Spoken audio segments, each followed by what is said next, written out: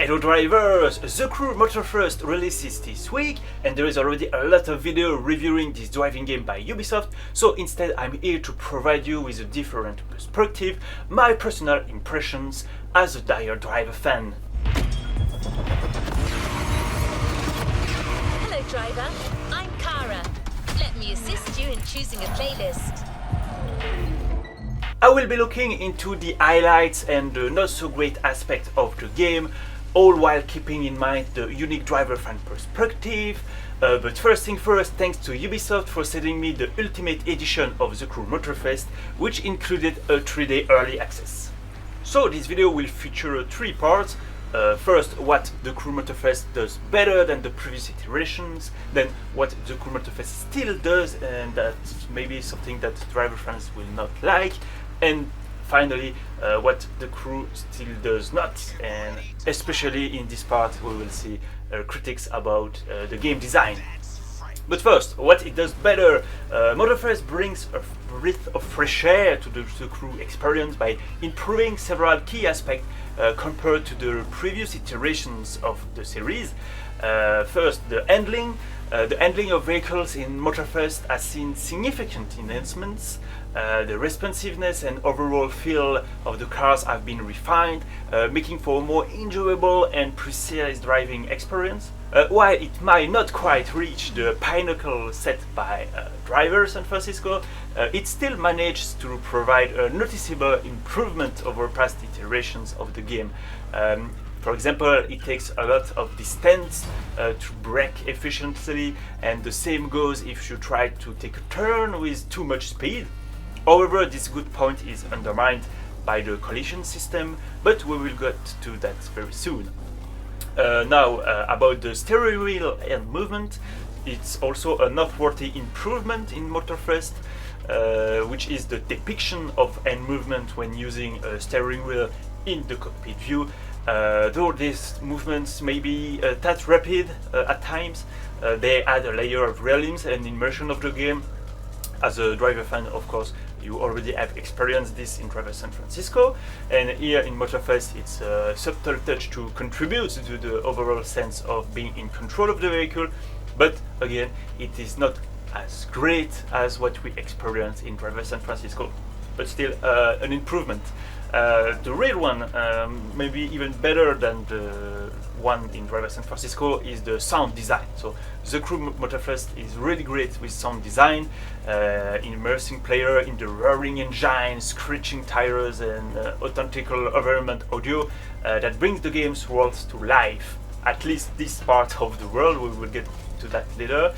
And also, at least before Kara, that is your AI assistant that look like the female version of the AI assistant in Watch Dogs Legion, before she starts talking and to tell you trivia information about cars that is not very interesting, but it's in the game.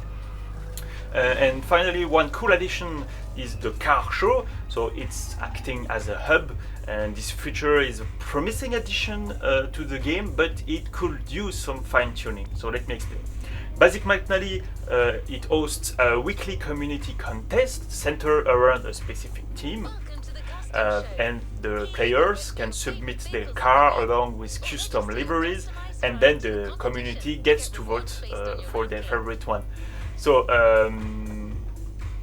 the first limitation is that you can only view a limited selection of submissions at a given time, which is understandable because of course there are many submissions and the hub is quite small, so you get I guess 20 cars at one point, and the selection change fairly frequently, even if you are looking at a car. So that's the video I posted yesterday.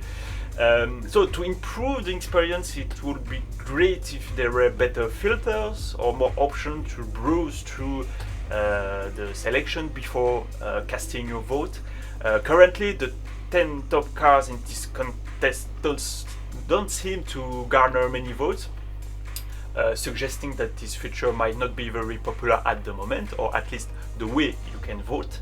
So, however, it's worth noting that this assessment was made during the early access phase, so let's keep an eye on its development now that the game officially releases, but I'm afraid that the fact that you have many submissions and not many ways of watching them could be even worse now that you will have even more submissions. For the car show, one quirky aspect is the ability to register cars with custom liveries made by others. So, for instance, I submitted a Dodge Challenger with a Driver San Francisco livery, which I did not make because the tool is great, but I didn't want to take too much time on remaking the Driver San Francisco livery, so I used a livery created by someone else. And then I submitted this and I received 8 votes. I was in the 500 position because, as I said, there is not too many votes, it's too much spread.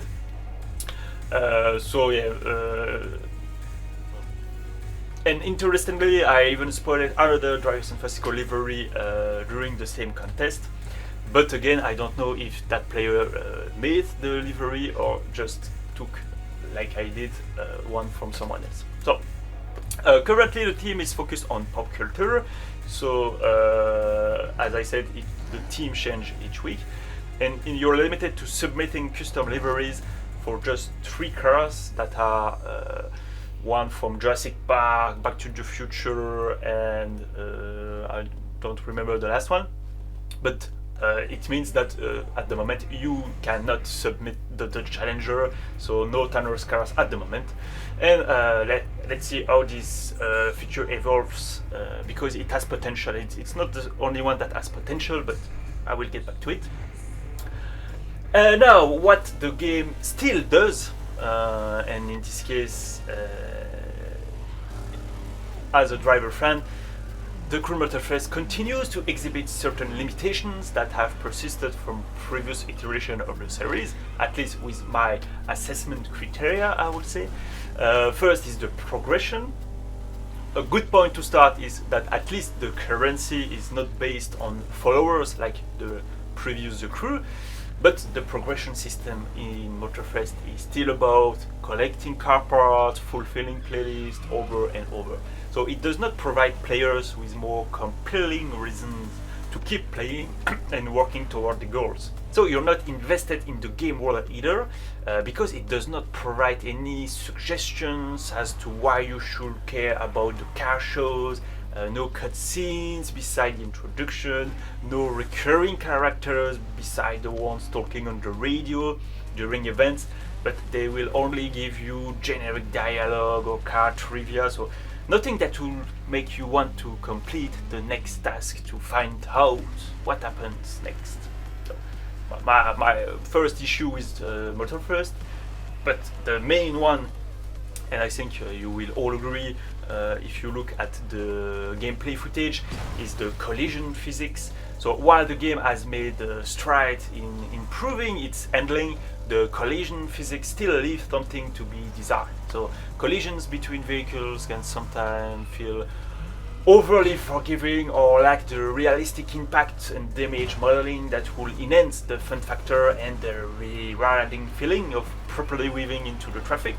And as a driver perspective, that's really important, so of course that's the main issue I have with the game, at least with the offline part of the game. We'll see later on. And another one is the low traffic density. So I was talking about weaving into the traffic, but in this case it's also an aspect that could be improved. The level of traffic density, the streets most of the time feel somewhat underpopulated, which can make you feel you're driving on a track rather than on public streets. So adding more vehicles to the road and diversifying their behavior could make the in-game world feel more dynamic and vibrant. And speaking of which, one noticeable omission in Motorfest is the complete absence of pedestrians populating the streets. You will only see people if you do an event, and they will be the audience on the racetrack. So this absence reinforces the lifeless and artificial feeling of the game world, as the streets lack the pedestrian activity that players might expect in an urban environment, because you are in Hawaii, and especially coming from the driver series, where pedestrians are very important, because it's part of the game world. So now what it does not do, which is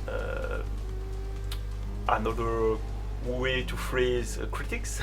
So as I said earlier, the weak progression system is powerfully linked to the absence of story, leading to the lack of incentives to progress. You have good handling, you have great environments and locations, but you don't really know why you should do the next 30 races or so.